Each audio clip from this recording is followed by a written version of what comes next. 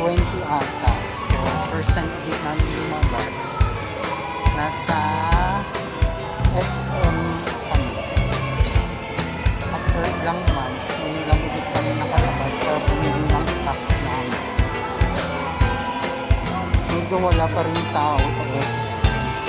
Yung makikita nyo, halos walang tao.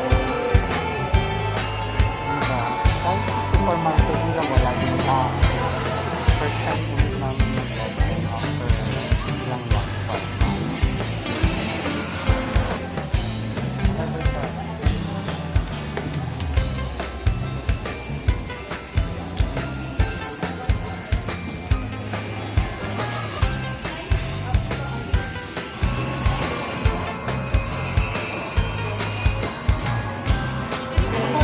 Ayun po, puro pa rin lang po yung nabibigyan namin.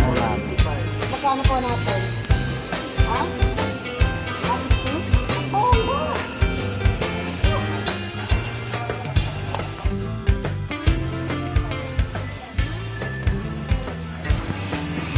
So, ayun po,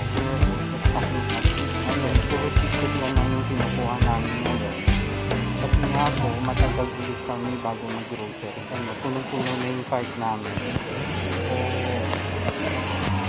nagpa-counter po rin kami. Yan na po yung mga nabili namin. Pero meron pa po yung mga ayan na po yung mga pinamili namin. So, pang ilang buwan na naman po yan siguro. Kasi nga po, di po ba, 5 months po kami hindi nakalabas. So yan, pang ilang buwan na naman po yung stocks na yan.